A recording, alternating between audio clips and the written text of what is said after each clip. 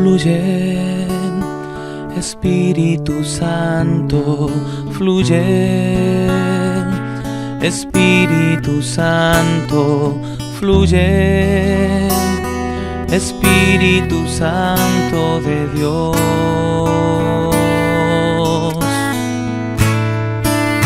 Fluye, Espíritu Santo, fluye, Espíritu Santo, fluye, Espíritu Santo de Dios. Ven con tu fuego, Señor, con tu ternura, mi Dios. Llena mi vida, úngeme, Señor. Ven con tu fuego, Señor, con tu ternura, mi Dios. Llena mi vida, úngela, Señor.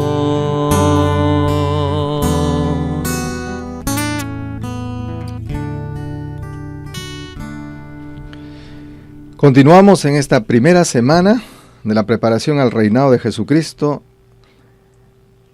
el conocimiento de sí mismo. Conocerse a sí mismo, sus pecados y sus heridas, haciéndolo todo en espíritu de humildad. Como hemos visto, la visión cristiana del hombre no es ni optimista e irreal, ni pesimista, sino realista y por lo tanto plena de esperanza. El hombre es bueno, ha sido creado a imagen y semejanza de Dios. Es un ser de amor, pues Dios es amor. Y es una persona única, porque Dios es uno. Un ser dotado de inteligencia y de voluntad. En el ser humano se juntan el cielo y la tierra. La complejidad de la creación culmina en la creación del hombre y la mujer. Pensemos en la complejidad de nuestro organismo material, por ejemplo el cerebro, nuestra complejidad psicológica y espiritual. El hombre está entre lo infinitamente pequeño y lo infinitamente grande, y como consecuencia es infinitamente complejo. Y esta complejidad lo hace vulnerable a todas las heridas, a todas las fragilidades. El hombre es bueno, pero está herido. Escuchemos la palabra de Dios. Génesis 1:26. Y dijo Dios, hagamos al hombre a nuestra imagen y semejanza. Job 10:9. Acuérdate que como a barro me diste forma. Y 2 Corintios 4:7. Llevamos este tesoro en vasos de barro. San Luis María Griñón de Montfort, en una de sus obras, El amor a la sabiduría eterna, dice: el hombre constituye su obra maestra, la imagen viviente de su belleza y perfecciones, copia de su inteligencia, memoria y voluntad, un vivo retrato de la divinidad. Y en la verdadera devoción dice: conocer bien nuestra debilidad en todo. Tenemos por única herencia nuestro cuerpo, capaz de todo pecado. Nuestra alma unida al cuerpo se ha hecho carnal. El orgullo, la ceguera en el espíritu, el endurecimiento en el corazón, la debilidad y la inconstancia en el alma, la concupiscencia, las pasiones rebeldes y las enfermedades. Algunas pistas de reflexión. El hombre es un ser de amor, creado a la imagen y semejanza de Dios, que es amor. El fundamento más esencial del hombre no es su inteligencia, no es su modo de pensar, su razón, tampoco es su inconsciente o su sexualidad. El fundamento, la esencia del hombre es el amor. Y la experiencia humana nos enseña que el hombre vive gracias al amor de aquellos que lo rodean. sobre todo de sus padres.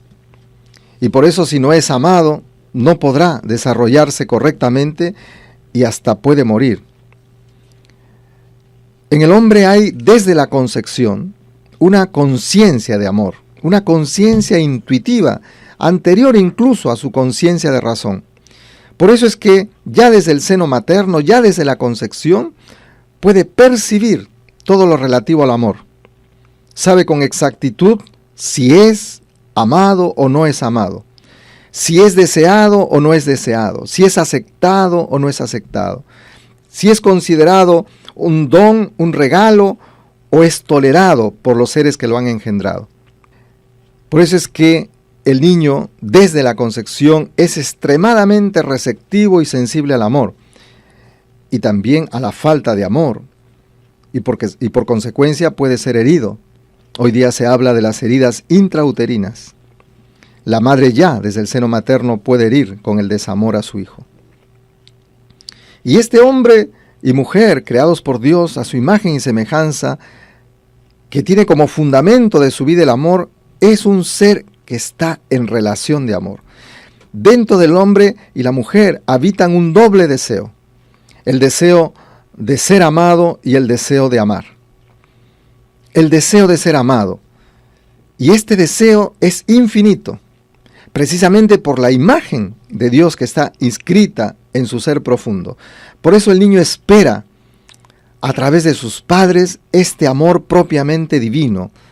Espera ser amado con el amor con el que Dios lo ama. Desgraciadamente, a causa del pecado original, a causa de los pecados personales de sus padres, de sus heridas, el niño no recibirá este amor que espera.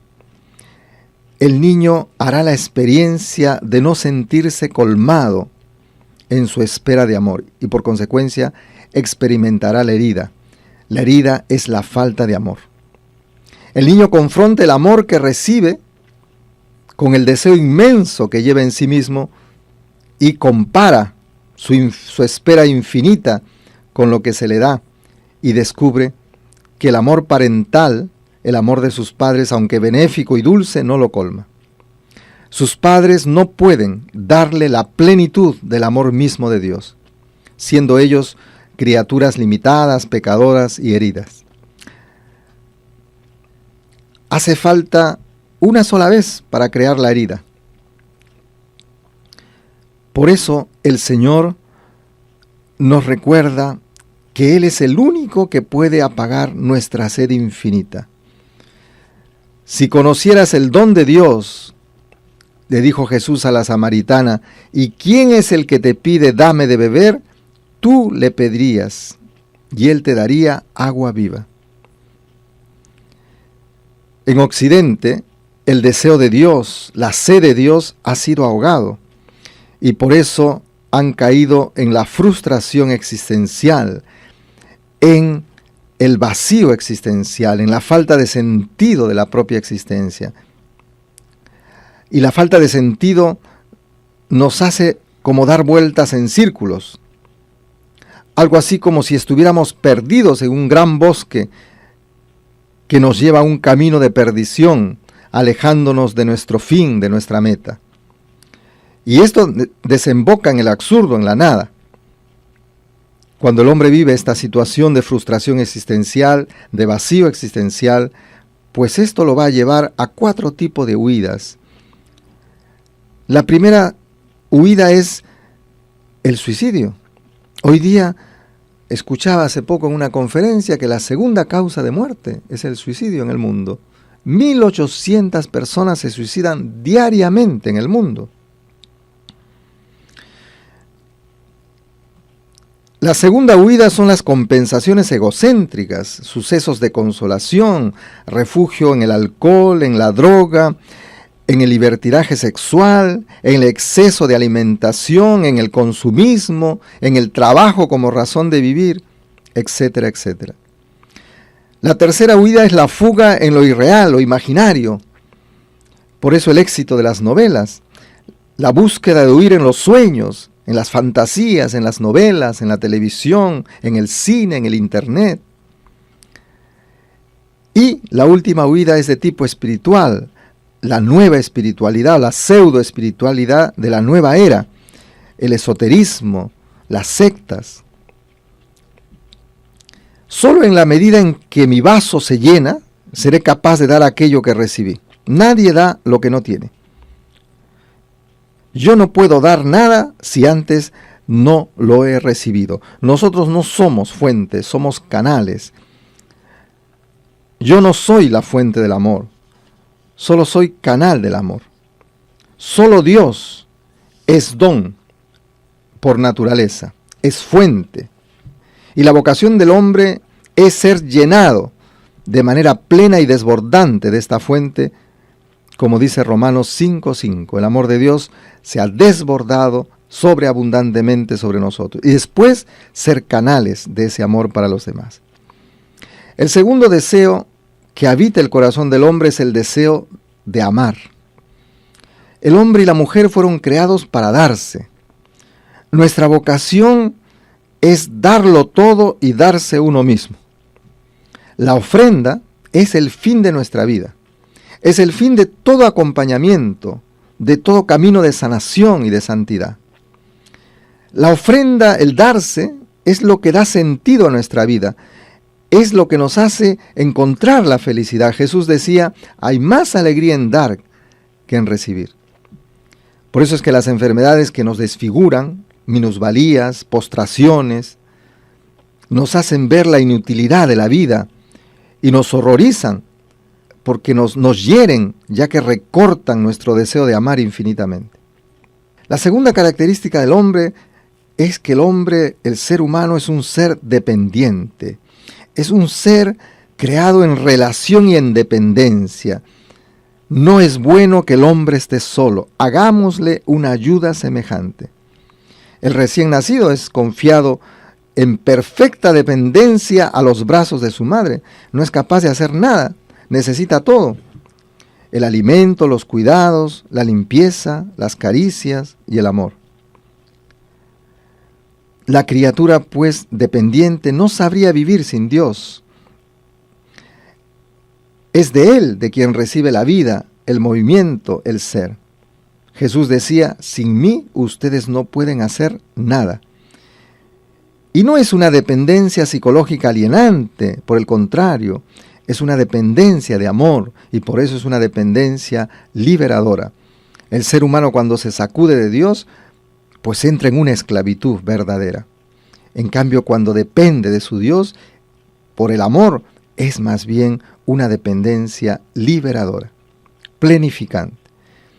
Tercero, el hombre es una persona única e irrepetible, como Dios es uno. El origen del hombre es doble, carne y espíritu, fue sacado del polvo de la tierra, de la materia, pero también el hombre tiene el germen divino en su ser. El Espíritu de Dios me ha creado, el soplo del Shaddai me ha dado vida, me ha dado la vida, dice Job 33:4. Pero este germen divino que hemos recibido está llamado a crecer, a desarrollarse. Este doble origen, carne y espíritu, hacen que en el hombre se asocie de manera paradójica la grandeza y la vulnerabilidad, la fuerza y la debilidad extrema, la fragilidad y la belleza. El hombre es un templo de Dios, es un ser espiritual. Es más que un ser, que un animal evolucionado, porque es un ser espiritual. Y su espíritu es el lugar privilegiado de su relación con Dios. Es ese templo espiritual que no fue hecho por mano de hombre, Hechos 17:24, y en el que Dios ha querido morar. Dios ha querido habitar en mí, en mi propio centro. San Pablo decía en la primera carta a los Corintios 3:16-17, ¿no sabes que eres templo de Dios y que el Espíritu de Dios habita en ti? El templo de Dios es sagrado y ese templo eres tú. El ser humano es un ser inteligente. La inteligencia de la cual Dios ha dotado a un ser humano está ordenada al amor. Está ordenada al servicio de Dios y de los hermanos. Si ustedes tienen toda la ciencia, si cumplen las más grandes obras, pero sin caridad, ustedes son como un címbalo que retañe en el vacío, dice San Pablo en la 1 Corintios 13:1. La inteligencia es indispensable al amor,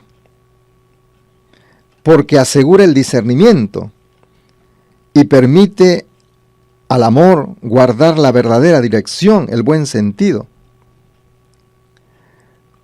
Pero el amor es importante a la verdad, porque si no se hace antipática esa verdad. Por eso el salmista canta: amor y verdad se encuentran. La inteligencia llega a Dios cuando ésta se hace guardiana y sirvienta del amor. En el juicio final, 2 preguntas nos serán hechas por el Señor. Por una parte, ¿qué has hecho con el amor que debía quemar tu corazón? Mateo 25, 31 y siguiente. Tuve hambre y me diste de comer. Tuve sed y me diste de beber. Estuve enfermo en la cárcel y me viniste a visitar. Y de otro lado, la otra pregunta será: ¿qué has hecho con tu inteligencia? ¿Qué has hecho con tus dones, con tus talentos, con tus cualidades? ¿Pusiste los talentos bajo tierra diciéndote a ti mismo que no eras capaz? ¿O por el contrario, los has hecho fructificar para gloria y servicio del amor? ¿Los has hecho fructificar para tu propia gloria o para la gloria de Dios? Y esta imagen que Dios ha impreso en el hombre y la mujer es un don inalienable. Es irrenunciable. Depende solamente de la voluntad de Dios. Nos es ofrecido como don, como regalo, sin ninguna colaboración de nuestra parte. Ahora bien, los dones de Dios son sin arrepentimiento. Romanos 11:29. Dios da y no quita jamás. Por eso es que la imagen de Dios puede estar escondida bajo la tierra del pecado y del olvido, como el tesoro en el campo, pero jamás estará destruido por el mal. El pecado y la herida interior no pueden, por lo tanto, corromper al hombre. Estas facultades espirituales permanecen íntegras y son inaccesibles a la corrupción. No altera la bondad profunda del hombre. Hay un espacio dentro del hombre que permanece inviolado, que no puede ser destruido. Por eso puede volver a su Dios. Puede volver a reconstruirse o puede dejar que Dios lo reconstruya. Y el hombre finalmente es un ser libre.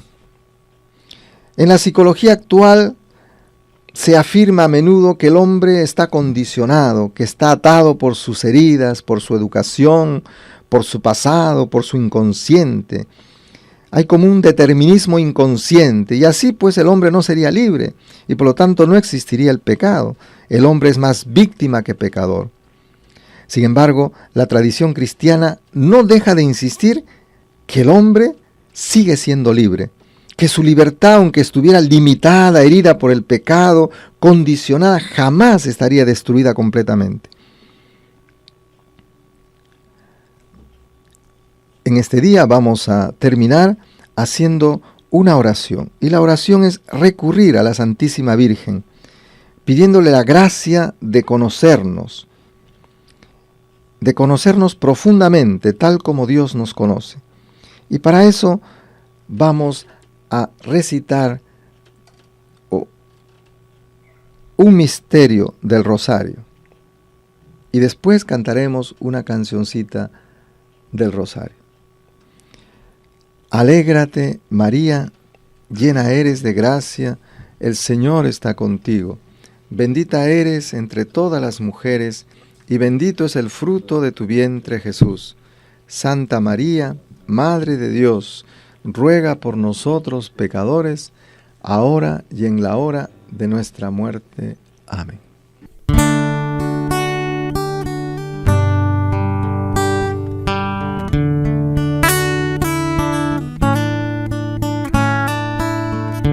Quiero ser pequeño como tú, María como tú, pequeño esclavo del Señor, para hacer siempre la voluntad de mi Señor.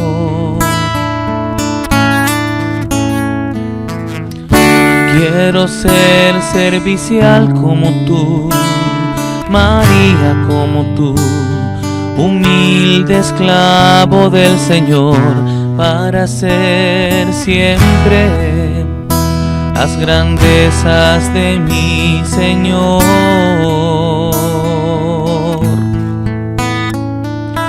Ave María, Madre de Dios, Madre de la divina misericordia.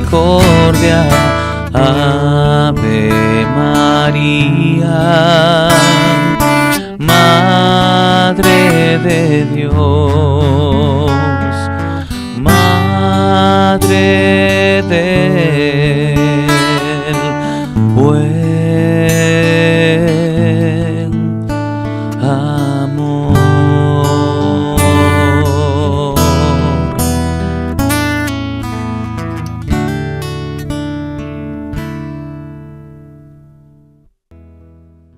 Sigamos con el conocimiento de sí mismo en esta preparación al reinado de Jesucristo.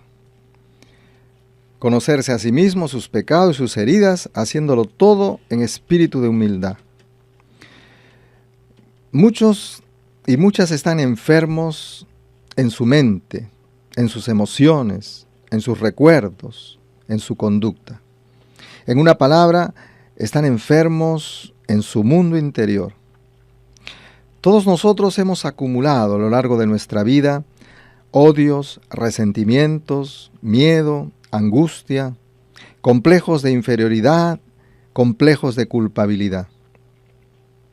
Tenemos dentro lo que hemos recibido en nuestros hogares. La familia es un gran don de Dios, pero también es la fuente de nuestros problemas.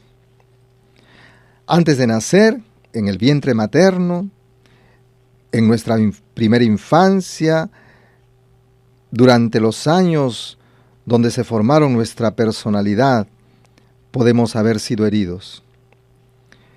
Y la enfermedad interior influye en nuestro cuerpo.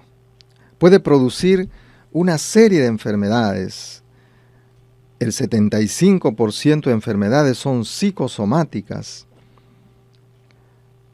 Pero los efectos peores de nuestras heridas interiores no sanadas aparecen en nuestra conducta diaria, a través de actitudes agresivas, de una angustia difusa, de temores, de inhibiciones, sensación de frustración y la proyección de nuestros fracasos en seres inocentes que esperan y merecen de nosotros un trato diferente del que les damos. Por eso es que la sanación interior es muy importante. Porque las heridas interiores no solamente pueden enfermar nuestro cuerpo, sino que dificultan nuestra vida cristiana. Son un obstáculo en el crecimiento y la madurez espiritual. Son un escollo en el camino de sanación, de santidad, a la que todos estamos llamados. La palabra de Dios nos dice en Jeremías 17:9, el corazón del hombre es enfermo y complicado. Y Eclesiástico 38:9, Hijo mío, cuando estés enfermo, no seas impaciente. Pídele y Él te dará la salud. Escuchemos a San Luis María Griñón de Montfort en el Tratado de la Verdadera Devoción. Dice San Luis: nuestros cuerpos están sujetos a enfermedades, somos más débiles que las cañas. Algunas pistas de reflexión. Tenemos que saber diferenciar, en primer lugar, entre la herida y el pecado. Hay una distinción fundamental, pero también hay un lazo que los une. En primer lugar, la herida y el pecado se parecen mucho, aunque no son lo mismo. Se parecen porque los dos afectan. Uno, la herida, afecta el desarrollo humano, la madurez psicológica de la persona. Y el pecado afecta la obra de la gracia. Ambos son motivo de tristeza. Ambos producen un repliegue sobre sí mismo. Ambos conducen a la desesperación y a la angustia. En cambio, la gracia, la virtud y la sanación interior son portadoras de liberación, de apaciguamiento y de alegría. Sin embargo, la herida y el pecado son diferentes fundamentalmente. Nosotros padecemos nuestras heridas, pero cometemos nuestros pecados. La herida emocional es sufrida, somos víctimas por eso. En cambio, el pecado es querido y consentido libremente. El pecado es contra el plan amoroso de Dios y por eso nos priva de la vida divina, la vida de la gracia. La tradición de la Iglesia ha hablado siempre de heridas del pecado. En efecto, el pecado hiere. La consecuencia del pecado es la herida. El pecado hiere la naturaleza humana porque la priva de la perfección necesaria de su ser. Porque la priva de Dios, sobre todo si es pecado grave, mortal. En cambio, la herida emocional es privación del amor, es falta de plenitud. Por ejemplo, una palabra hiriente, ofensiva, nos hiere emocionalmente porque nos priva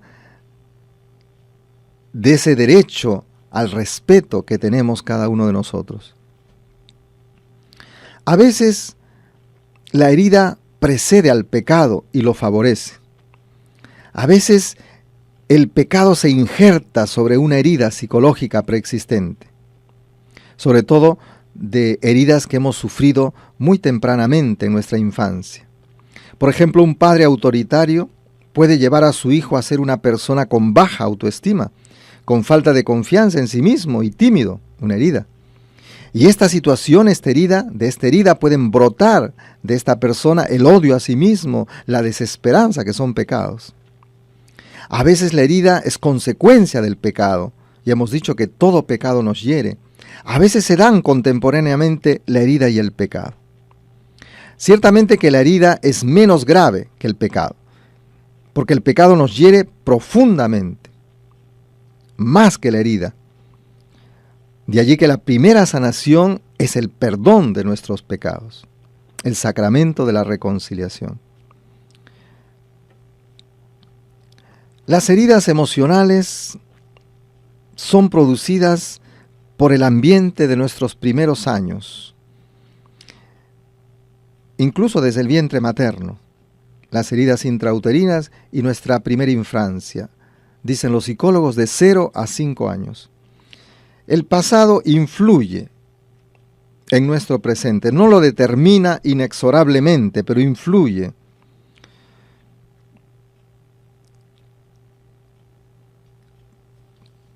Todo lo que hemos vivido en nuestra infancia puede influir en lo que somos hoy. Aunque son campos diferentes, la sanación interior y la vida de la gracia, sin embargo, tienen implicaciones uno sobre el otro. El ajuste psicológico conduce a un declive de los mecanismos de defensa y de la ansiedad, con lo cual se logra una percepción más clara de la realidad, y eso evidentemente contribuye al progreso espiritual de la persona. Progresamos espiritualmente si estamos equilibrados psicológicamente. La gracia supone la naturaleza. Es verdad que el crecimiento y la madurez cristiana, espiritual, el camino de la santidad, se realizan respondiendo a la voluntad de Dios, a la gracia divina. Es un proceso de conversión, de purificación y de transformación. Pero qué duda cabe que si toda esa gracia de Dios cae en una psicología sana, pues se va a ver más claramente. La vida de fe y la oración, la espiritualidad, ayudan al equilibrio psicológico, ya que, como he dicho, al crecer en la fe, en la confianza en Dios, se reduce la ansiedad autodestructiva en el que se fundamenta la insanía interior. La religión, aunque no se ocupa de la curación psíquica de la persona, sin embargo, por efecto, no por intención, sino por efecto, resulta psicohigiénica, por cuanto ofrece asilo al hombre y le da una seguridad sin par. La seguridad de estar anclado en lo absoluto y trascendente. Las personas que poseen una fe madura y segura tienen un sistema extra para enfrentar los problemas. Pueden utilizar no solamente su potencial humano, psicológico, sino también su potencial espiritual. Todos tenemos problemas. El problema no es no tener problemas. No hay un mundo sin problemas. La diferencia se establece simplemente entre a quienes los problemas los alteran, los abruman, los hacen perder el control de sí mismo, sintiéndose impotentes y desesperanzados, ansiosos y deprimidos, bloqueados en su raciocinio lógico. Y a veces presas de este pánico empiezan a buscar soluciones rápidas e inmediatas, muchas veces irracionales, erradas, pecaminosas. Y en cambio, los que afrontan y manejan los problemas, los que se enfrentan a la realidad por más dolorosa que sea, y eso los mantiene mental y espiritualmente sanos. Ante los problemas, siempre es muy importante ser conscientes de la presencia de Dios dentro de nosotros. Ciertamente que Dios no solucionará mágicamente nuestros problemas. Esa sería una actitud infantil, inmadura, una imagen falsa del Dios verdadero. Nuestro Dios no es un Dios hada madrina, no es un Dios lámpara de Aladino, sino que Él nos guía a través de nuestros problemas, apoyándonos, fortaleciéndonos, dándonos su espíritu, que es fuerza, coraje, luz, para poder enfrentar los problemas y no desanimarnos, y no derrumbarnos. Cuando nos sentimos en las manos de Dios, cuando no nos sentimos abandonados a un destino ciego, sino que estamos abandonados en las manos de Dios, nada sucede si no es para el bien de los que Dios ama. Dios sabe escribir derecho con líneas torcidas, sabe sacar el bien del mal, sabe sacar la gracia de una situación desgraciada. Por otro lado, Dios nos ha dotado del potencial necesario para dirigir nuestras vidas. Dios nos ha dado un sistema defensivo, psicológico, para poder enfrentar y que los problemas no nos derrumben, no nos manden al psiquiatra o a tener que tomar pastillas para dormir. Así pues, la religión, la fe, la oración, la espiritualidad, la santidad, tienen una influencia benéfica, una eficacia psicoterapéutica, no por intención, sino por efecto. La vida de santidad, es decir, la caridad, el amor, reunifica las fuerzas dispersas, fragmentadas de la persona, lo llevan a una unidad interior, a esa unidad interior que el pecado y las heridas le han hecho perder. El ejercicio cotidiano y diario de la fe, de la esperanza, de la caridad, el abandono confiado en Dios, la humildad, son potentes motores de sanación interior, Decía Santa Teresita del Niño Jesús, la abundancia de Dios sana. Pero muchas veces la vida de caridad únicamente no basta para curar al que la vida ha herido demasiado. La gracia, les decía, supone la naturaleza. La vida divina no puede reposar plenamente sobre una naturaleza herida. Hay conflictos psicológicos que necesitan la ayuda de la psicoterapia, cuyo fin es la sanación, pero que tiene también un efecto secundario que no lo pretende, que es que el paciente en el curso del tratamiento recobra su fe original, su nostalgia de Dios reprimida. Tenemos que preguntarnos qué hacemos con nuestras heridas. Ninguno de nosotros es responsable de sus heridas, somos víctimas. Lo primero es drenar los jugos segregados por la herida infectada. Es el aspecto purgativo. Todo ser de luz tiene una sombra. Si las sombras interiores emergen a la conciencia, hay que identificarlas, ponerles nombre, reconocerlas, revivirlas, no enterrarlas ni reprimirlas. Nada que está enterrado puede ser sanado. Porque no por estar enterradas han desaparecido, están allí activas y se manifiestan por medios indirectos, por ejemplo las enfermedades psicosomáticas. Segundo paso es desinfectar la herida, es el aspecto purificativo. Tenemos que hacer un recorrido por los archivos de nuestra memoria. Tenemos que modificar los esquemas mentales, hacer una relectura de nuestras heridas, redescubrir el sentido de esas heridas. Y eso solamente lo podremos hacer, podremos revisar nuestra historia si comenzamos a vernos con los ojos de Dios. Solo con los ojos de Dios podemos revivirla y darnos cuenta que no estábamos solos, que Él estaba allí, aunque no fuésemos capaces de percibir su compañía. Tenemos también que descubrir la vulnerabilidad de aquellos que nos hicieron daño, de aquellos que nos hirieron. Tenemos que releer, reinterpretar nuevamente lo doloroso de nuestra vida. Quizás en ese momento lo interpretamos erróneamente. Esto es lo terapéutico. Y así entonces podremos orientar las fuerzas de la muerte hacia la vida. El tercer paso es propiciar el crecimiento, es el aspecto regenerativo. Y la unión con Dios en la oración, la contemplación, los estados de consolación, los sacramentos, sobre todo la Eucaristía y el sacramento de la reconciliación, la meditación de la palabra de Dios, el amor a la Virgen, la entrega a los pobres, a los enfermos, a los marginados, restauran la psicología dañada, permiten nuestro desarrollo.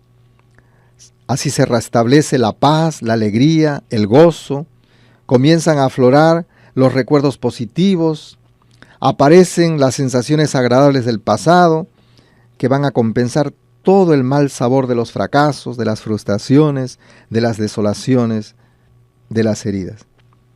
Esta unción espiritual va a iluminar nuestra mente para que podamos ver la realidad más profundamente, va a ampliarnos los horizontes de la existencia.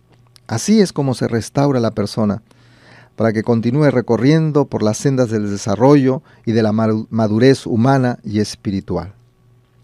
Vamos ahora a terminar con una oración de sanación interior, un ejercicio psicoespiritual. Por favor, pónganse en una actitud de oración. Vamos a recorrer las 4 etapas de la sanación a partir del camino de Emaús. Pueden leer el texto que está en Lucas 24, 13, 35. Vamos a pedirle al Señor que venga a nuestra memoria. Vamos a ir atrás de nuestra vida, vamos a traer a nuestra memoria las ocasiones que nos han herido. Vamos a tomar conciencia de esas ocasiones en las cuales fuimos heridos.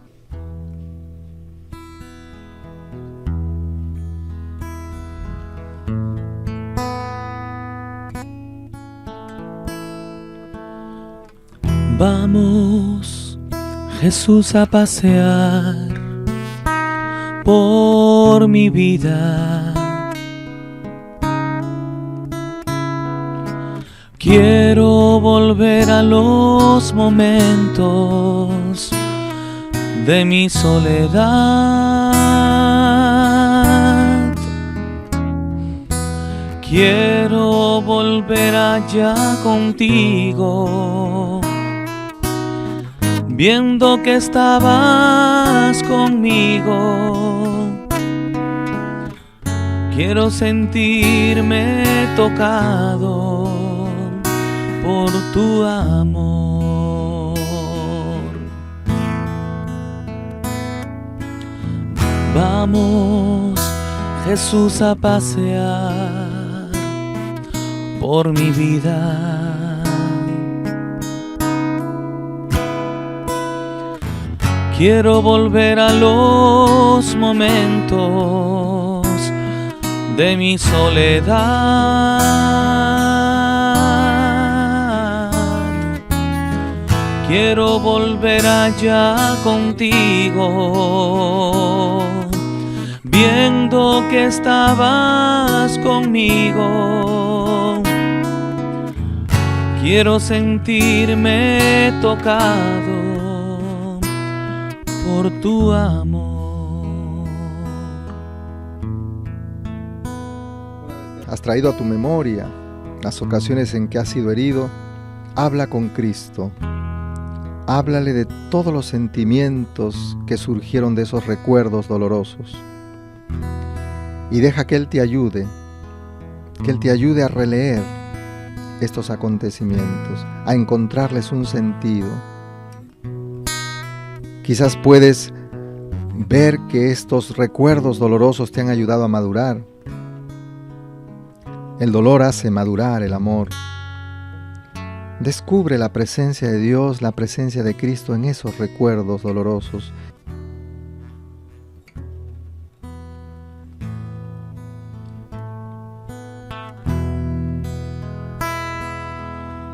Cura, Señor, donde duele. Cura, Señor, ven a mí.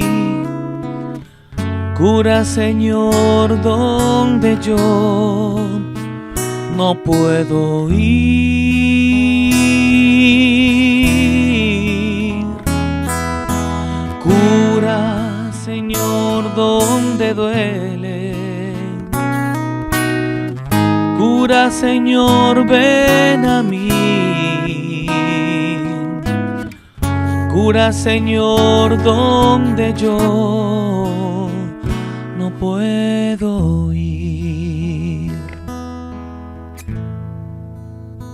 Vas a poner amor en el lugar de las heridas y lo vas a hacer perdonando desde Cristo a todas las personas que te han herido. ¿Qué quiere decir perdonando desde Cristo? Declararlas inocentes siendo culpables, como hizo Cristo en la cruz. Padre, perdónalos porque no saben lo que hacen.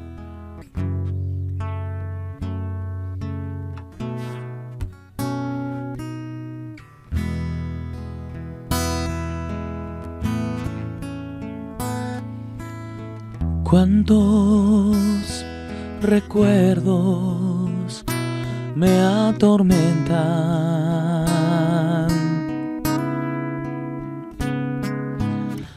dejan un vacío en mi alma y en mi vivir.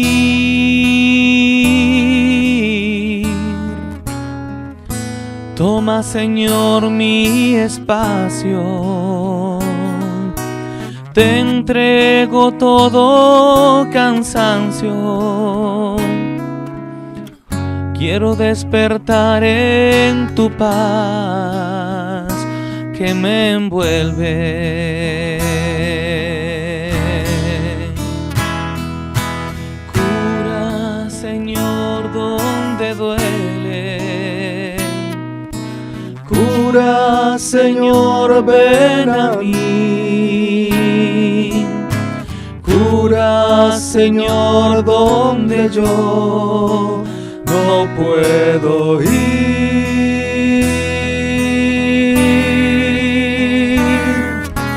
Cura, Señor, donde duele.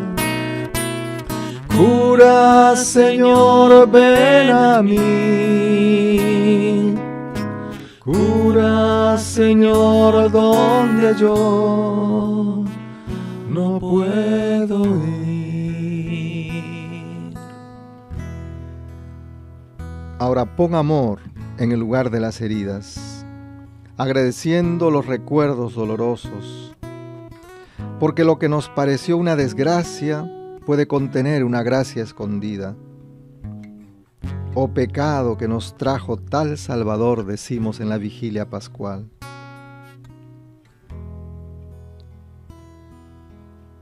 Trata de descubrir una gracia escondida detrás de esa desgracia. Todo concurre para el bien de los que Dios ama. Todo tiene un sentido, aunque nosotros no comprendamos.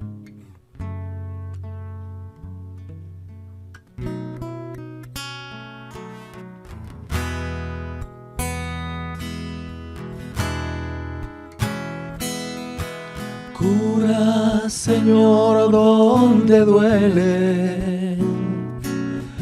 Cura, Señor, ven a mí. Cura, Señor, donde yo no puedo ir.